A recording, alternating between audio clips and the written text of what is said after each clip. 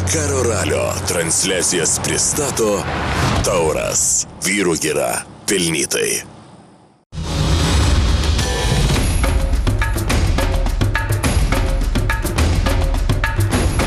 Labas vakaras, gerbėmiai BTV žiūrovai, šiandien 9-asis Dakaro greičio ruožas. Ir šiandien pažiūrėsim, kaip sekasi Čilėje lenktyniauti sportininkams. Dakaro istorijose papasakosim apie tai, kaip visas kaimas padėjo vienam keturračiais lenktyniaujančiam sportininkui. Ir didžiulė drama automobilių įskaitoje, Carlosas Sainzas stovi.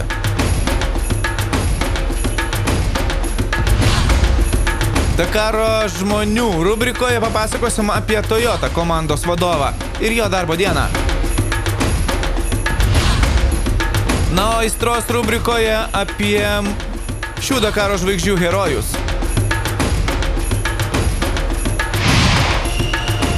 Taigi, artimiausią pusvalandį kviečiu likti su BTV.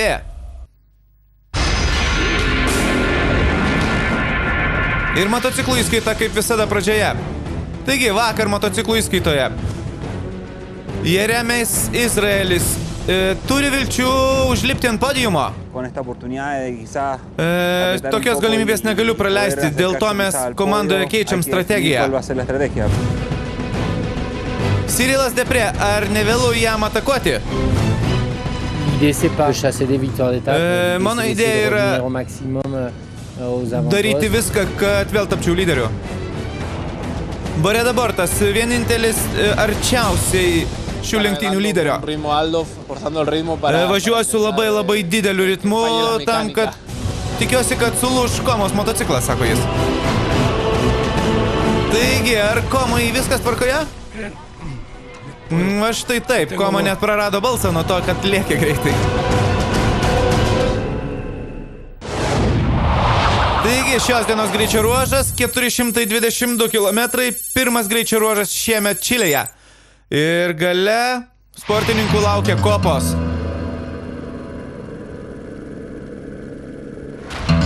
Saulei tekant, greičio ruožo starte atsirado ir Sebastianas Loebas. Savo draugui Cyrilui Depré jis atvažiavo palinkėti sėkmės. Noriu palinkėti sėkmės šitam vaikinui. Aš kiekvieną dieną smarkiai dirbu, bet dirbu tik 2 savaitės, o jis tai dirba pusę metų, apie Loebas sako. Jo, bet jisai per 2 savaitės pravažiuoja tiek, kiek aš pravažiuoju per pusę sezono, atsako jam Loebas. Taigi, Cyrilas Depré pradeda greičio ruožą. Ir štai tokius vaizdus galėjo matyti lenktynininkai. Tačiau svarbiausia Laia Sanz. Šiandien Laia Sanz tiesiog neįtikėtinai greita. Šiandien ši mergaitė atvažiavo 9. Patraujo su Suzuki greičiausias iš šios komandos lenktynininkų.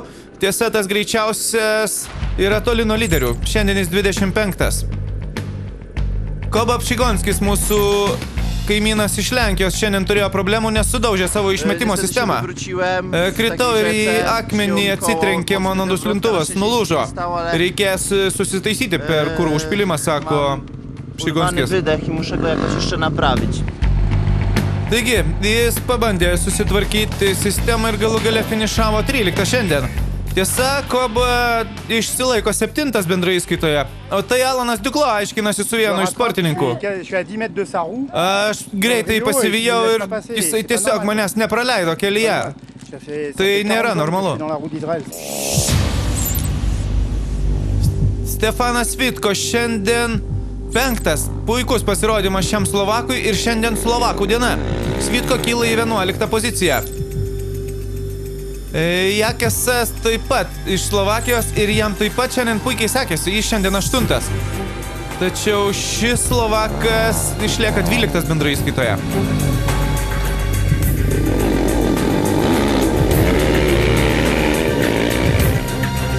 O štai Alanui Duklo nepasisekė.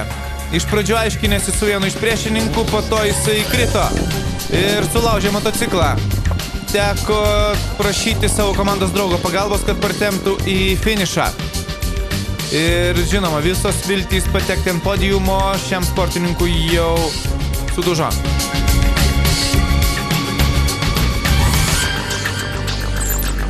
Jeremis Izraelis, dar vienas žmogus, kuris šiandien krito ir krito labai greitoje vietoje, važiuodamas 4 pavarą.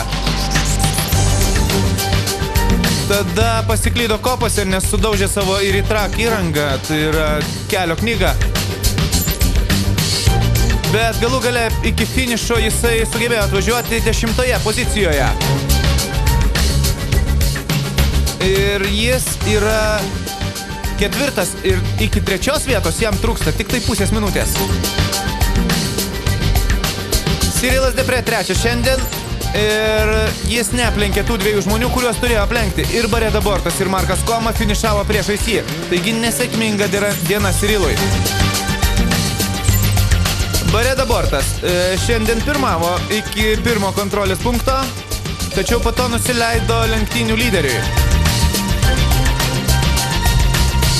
Taigi, ir Bareda Bortas ir Koma labai greitai aplenkė Cyrilą Depre ir galų gale Markas Koma pasivijęs Bareda Bortą važiavo paskui, nes žinojo, kad laimės greičio ruožą. Šiandien gera diena, po 2 dienų jau galiu kalbėti, atgavau savo balsą. Ir aš manau, kad Čilėje, kur yra dykumos, dar viskas gali pasikeisti, dar visą tvarką lyderių rikiuotėje galima pakeisti per kopų greičio ruožus, taigi turiu neatsipalaiduoti. Taigi Markas Koma laimėjo beveik 2 minutės prieš Baredą Bortą, Cyrilas Depre 3. Ir tai reiškia, kad Cyrilui mažėja vilčių užkopti ant podiumo. Tiesa, jis pakilo per 1 poziciją į 8 vietą bendroje įskaitoje. 4 įskaita.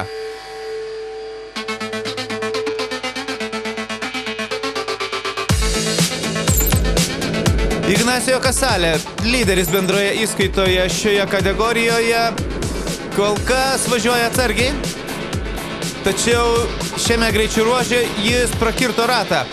Ir galų gale prarado ne 25 minutės. Prakirtau ratą, 3 kartus stojau, bet vis bandžiau važiuoti toliau. Galų gale, kai iš rato iš viso nieko nebeliko, teko keistis į atsarginį. Ir į greičio ruožo finišą aš važiavau labai greitai, stengdamasis atsilošti kaip galima daugiau laiko. Ir galima sakyti, tai jam pavyko, nes Casale šiandien 2. Sebastianas Huseini šiandien buvo 1 nuo pradžios iki finišo. Nei vienam kontrolės punkte niekam neužleidęs lyderio pozicijos. Jisai prieš Casale pirmavo 25 minutėm. Nebloga diena Rafalui Sonikui, nors jisai 3 šiandien greičio ruože, bet jis tik pusę minutės nusileido Ignacio Casalei. Ir gan komfortiškai Lenkas sėdi bendroje įskaitoje 3 pozicijoje. Vargu ar kas nors gali jį nugalėti. O tai jauniausias lenktynių dalyvis. 19 metai šiam sportininkui, tik tai Galegos Lozičius. Ir jis šiandien 5. Gera diena jaunuoliui. Jis išlieka 7 bendroje įskaitoje. Lafuyente šiandien 4, bet jis vis dar 2 bendroje įskaitoje. Lyderiui nusileido tik 1 minutę, taigi nieko dramatiško. Dar yra galimybių pakovoti dėl nugalėtojo titulo. Netrukus apie automobilius. Stovi Carlosas Sainzas ir dėja visą dieną stovi Antanas Juknevičius.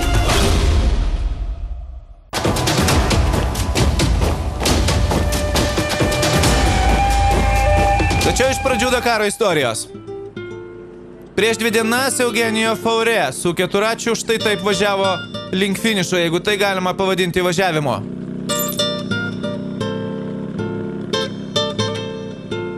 Tačiau netrukus jisai pajuto tikro Dakaro dvasią. Sustojęs viename iš kaimelių, jisai paprašė pagalbos. Ar čia tavo kaimas? Tavo namas? Jis jokių būdų nenorėjo pasitraukti iš lenktynių, taigi galų gale net Bolivijos policija padėjo šiam sportininkui taisyti motociklą. Koks skirtumas, kokia problema? Jeigu yra šalia kaimas, reiškia bus ir pagalba. Lūžęs rėmas ir netrukus visas kaimas susirinko tam, kad padėtų šiam argentiniečiui susitaisyti savo motociklą. Na ir nepatikėsit. Iš pradžių atsirado kirvis, plaktukas, šiek tiek vėliau ir suvirinimo aparatas. Štai taip. Tuoj sutaisysim, sako Faurė. El Dakar no existe si no es... Be šitokių žmonių Dakaras negalėtų egzistuoti, sako Faurė. Štai, netrukus visam kaime dingo elektra, tačiau užtat veikia suvirinimo aparatas. Ir Eugenijui labai pasisekė.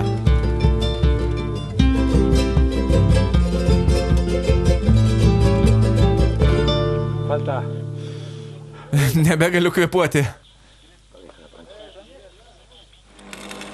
Na kągi, negali kvėpuoti, nieko, kaime yra ir suvirintojas, kuris pabaigė Faurė darbą. Suelda bien. Viskas bus gerai, sako jis.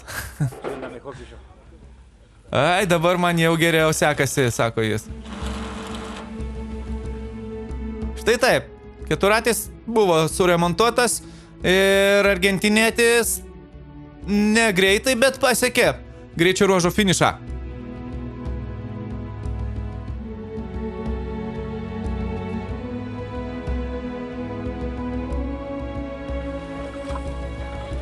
Na štai, po vienas kaimietis šaltų veidų aušina suvirinimo vietą. Ir suvirintojas kaimo dabar turės firminius sakinius iš Dakaro dalyvio rankų.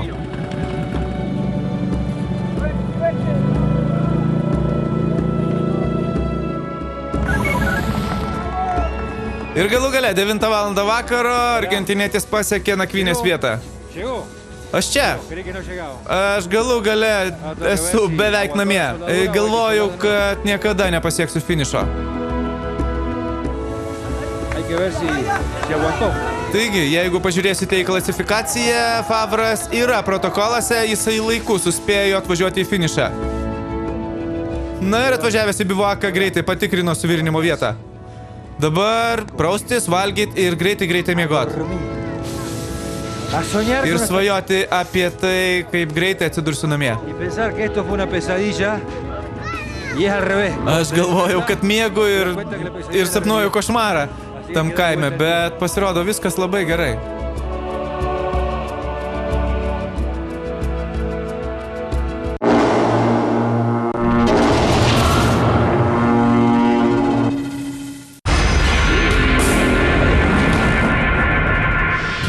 Grįžtame į Dakaro transliaciją ir automobilių įskaitą.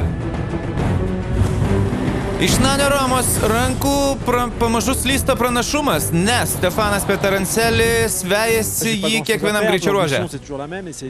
Man svarbiausias tikslas yra vienas – pergalė bendroje įskaitoje. Žinielis de Villiersas vienintelis realus kovotojas su miniais. Ir šiandien jis kovojo tiesiogiai su rusu Vasiljevu, kuris net 100 kilometrų jo nenorėjo praleisti. Naseras Alatyje vakar laimėjęs greičio ruožą, šiandien jis taip pat greitas. Mano svarbiausias tikslas yra pasiekti podiumą, sako jis. Na, o lietuviams vakar nebuvo bloga diena. Vakar Benediktas Vanagas atvažiavo 39 vietoje ir 54-asis bendroje įskaitoje. Antanas Juknevičius, Vytautas Sobolevičius vakar finišavo 53 ir jie yra 62 bendroje įskaitoje. Ir Antanas labai laukia kopų. Na, Dakaro einant į, sakysime, į trečią trečdalį. Tikslas dabar gali būti vienintelis iš tiesų stabilumas, nes techninių bėdų mes praradome galimybę kovoti dėl aukštos pozicijos absoliučioje įskaitoje. Bet pasitengsime būti stabilus dieną ir neprisidaryti cirkų, kurių čia gali būti pakankamai nemažai. Tai keep pushing. Mums reikia, kad mums būtų sunku. Ta prasme, kad būtų visiems sunku. Mes esame vis tiek tokie daugiau ekstremalai, trofistai ir kai visiems yra sunku, tai mums yra tada lengviau. Mes esame pripratę taip važiuoti. O tuose raliniuose greičio ruožuose, be geros mašinos ten nėra ką veikti. Ten turi užminęs tapkę važiuoti 180-170 vietom, o pas mus mašina, jinai vos 130 įsibėgėja. Tai aišku, jinai yra per sunki ir ne visai tam skirta. Taigi dar vienas sunkus greičio ruožas, pirmas Čilėje ir Nani Romo žmona Rosa Romero atvyko palydėti savo vyro. Šiandien bus sunku naviguoti greičio ruožo pradžioje, o greičio ruožo gale mūsų laukia didžiulės kopos ir daug kas gali nutikti šiandien, sako Stefanas Peterancelis.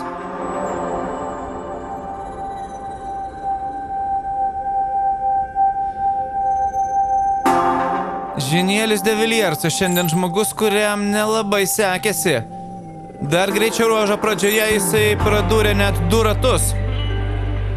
Ir jam tai kainavo net 22 minutės laiko, bet svarbiausia, Žinielis de Villiersas prarado ne tik 3, bet ir 4 vietą bendroje įskaitoje.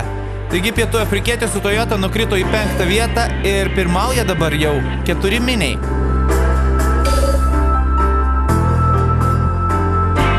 Ir tuo tarpu, kai de Villiersui nesisekė, buvo nebloga diena Orlandui Teranovai. Teranovas šiandien 4 ir jis kyla į 3 vietą bendroje įskaitoje. Bet jeigu jau kam nors nesisekė, tai labiausiai nesisekė Carlosui Sainzui. Šiandien jis pradėjo greičio ruožą labai greitai, bet labai greitai ir sustojo. 195 km ir po vieno didžiulio šuolio Carlosas Sainzas stovi šalikelėje, nes sudaužė savo bagio pakabą. Mes sudaužėm tą dalį, kuri jungia kėbulą ir pakabą priekinę. Dabar bandom pririšti ją diržais ir bandysim važiuoti toliau.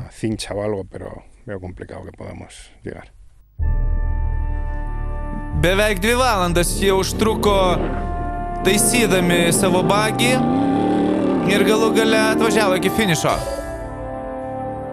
Tiesa, dar 235 kilometre teko pabūti smėlio gniaužtuose.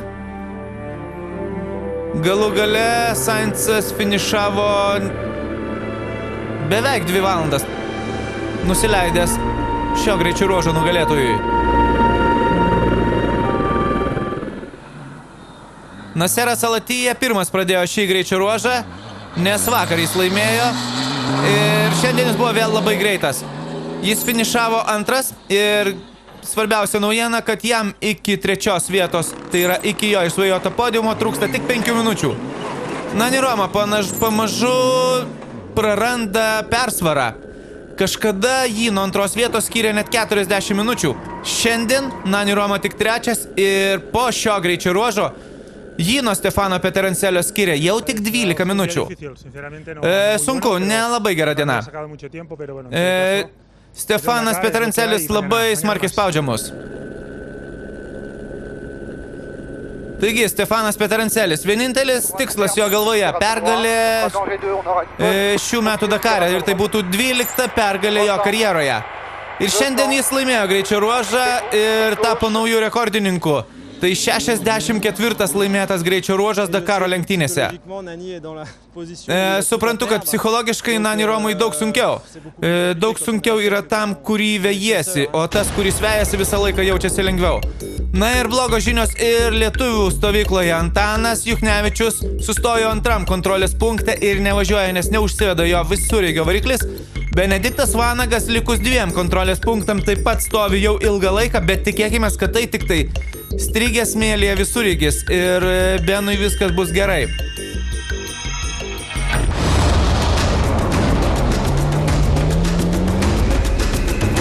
Netrukus papasakosim apie sunkvežimių įskaitą ir apie tai, kaipgi Gerardui Derojui sekasi atlaikyti Kamazų ataką.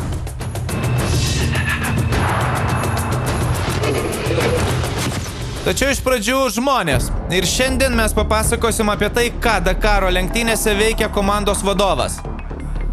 Voilà, il est 3h45 du matin. Tai 3 valandos ir 45 minutės ryto. Ir aš esu Toyota komandos vadovas. Taigi, be 15 ryte jis jau iškeliauja iš bivuako ir važiuoja į kitą nakvynės vietą. 1 valandą dienos komanda jau persikraustė ir laukia savo lenktynininkų. Mes atvažiuojam paprastai prieš 4 valandas, kai atvažiuoja sportininkai ir mums per tą laiką reikia pastatyti 5 palapines, išrikiuoti tiksliai sunkvežimius, taigi darbo labai daug. poser les camions. C'est quelque chose qui est sur plan. Mes viską reikėjo pagal vientisą planą ir viską sudėlioti yra ką veikti. Il faut être organisé.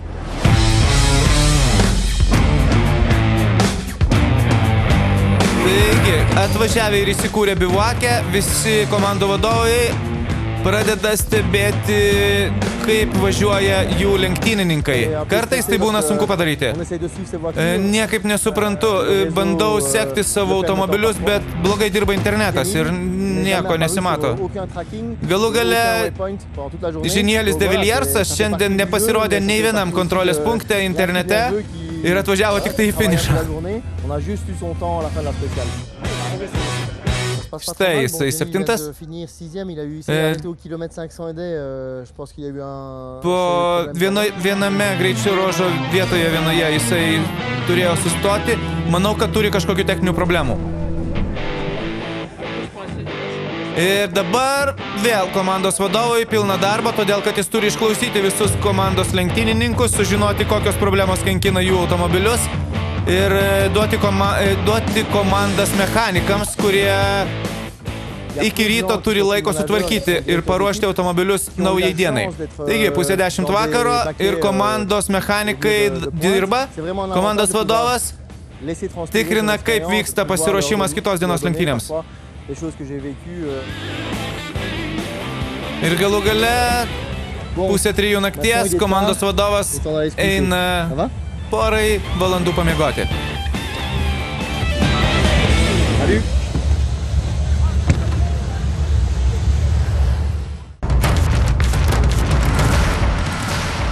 Ir trumpas naujienas. Vakar vakare Čilė šventė.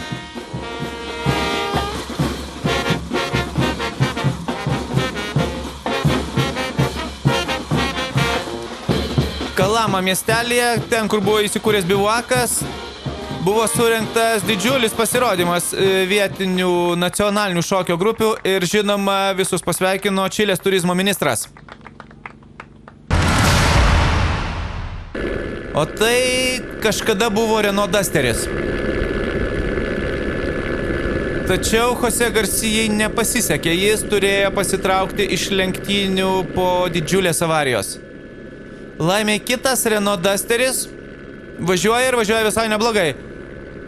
Komanda yra 18 vietoje bendroje įskaitoje.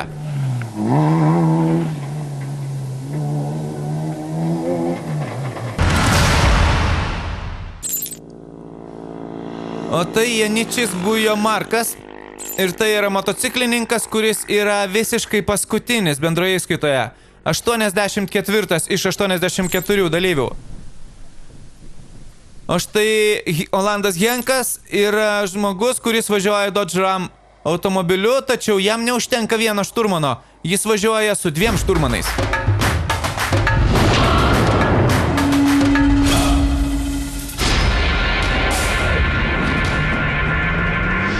Na ir Dakaro pabaisų įskaita sunkvežimiai.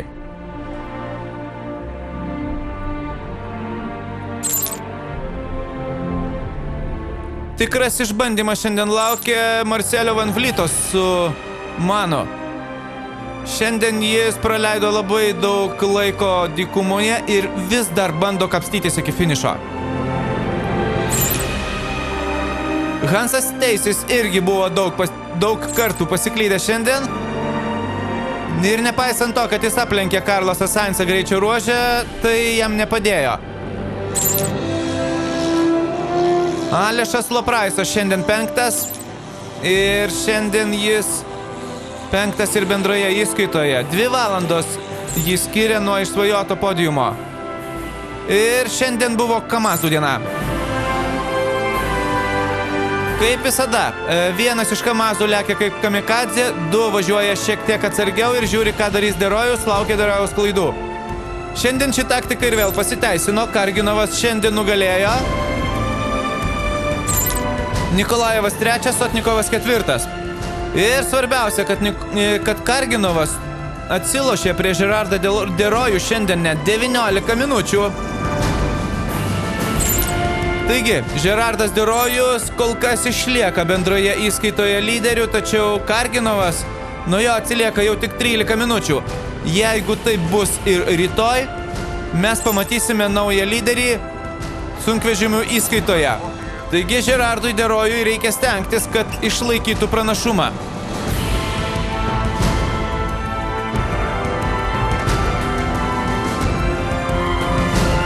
Dar nemažai kilometrų laukia šio lenktynininko, taigi viskas dar gali pasikeisti.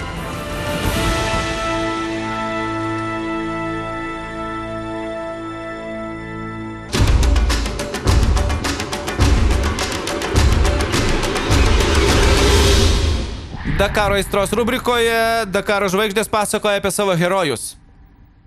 Mano herojus Thierry Sabin. Aš visą laiką prisimenu tą žmogų baltais rūbais. Jis buvo mano pirmas Dakaro herojus.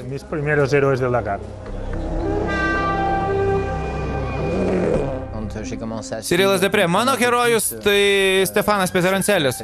Aš prisimenu Dakarą nuo to, kai jis lenktyniavo motociklais. Donc, je mettais plus de posters dans ma chambre à cette époque-là, mais par contre, aš vis dar noriu turėti plakatą su jo nuotrauka ant motociklo. Peterancelis. Kaip ir daugelis, Stefanas Peterancelis. Jo pergalės mane įkvėpė.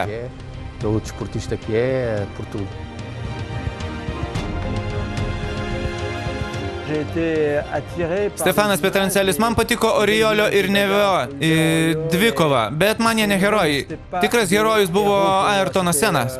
Bent jau man.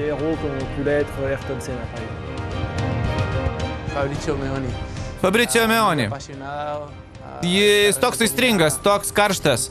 Jo troškulys pergalėms mane įkvėpė.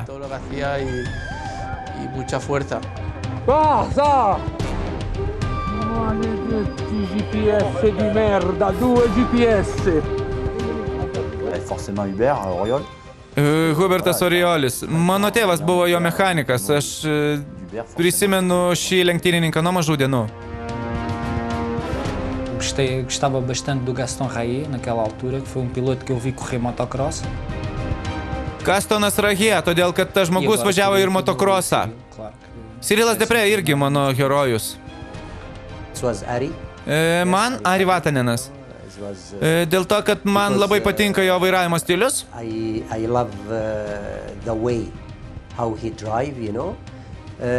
Ir galų gale daugiau herojų aš net nežinau ir nepažįstu. Žiūrėjau tik į vieną vairuotoją.